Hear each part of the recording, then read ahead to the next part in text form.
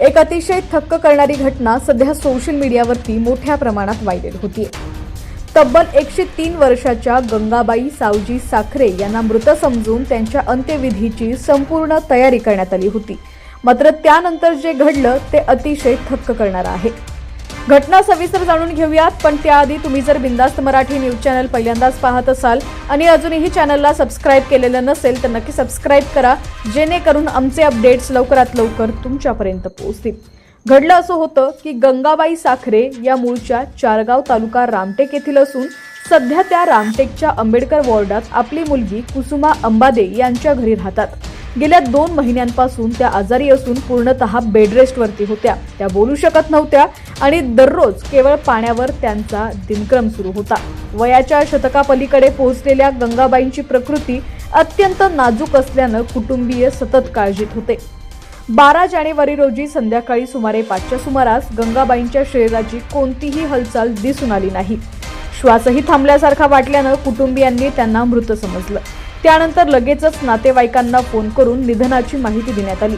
Social मीडियावरही ही वार्ता पसरली। घरासमोर मंडप उभारण्यात आला, अंत्ययात्रेची वेळ निश्चित करण्यात आली आणि शववाहिनीचीही व्यवस्था करण्यात आली। अंत्यसंस्काराच्या तयारीनुसार गंगाबाईंना नवीन कपडे घालण्यात आले, हातापायांची बोटं बांधण्यात आली आणि नाकात कापूस ठेवण्यात आला। दरम्यान संध्याकाळी सुमारे 7च्या सुमारास नातू राकेश साखरे याचं लक्ष गेलं आणि अचानक आजीच्या पायाची बोटांची हालचाल सुरू झाली। सुरुवातीला विश्वास बसत नसल्यानं त्यांनी बारकाईने पाहणी केली। त्वरित बोटांची बांधणी सोडण्यात आली आणि नाकातील कापूस काढण्यात आला। तेवढ्यात गंगाबाईंनी जोरात श्वास घेतला। ही बाब पाहून उपस्थित सर्वजण स्तब्ध झाले।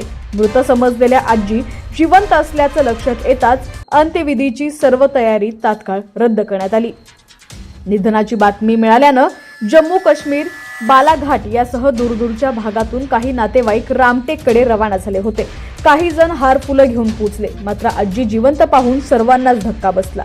विशेष बाब म्हणजे 13 जानेवारी रोजी गंगाबाईंचा वाढदिवस होता।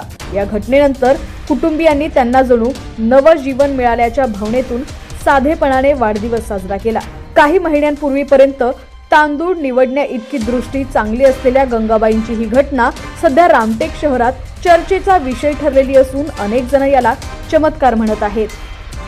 ही घटना मात्र आता सोशल मीडियावरती चांगलीच व्हायरल होतीये।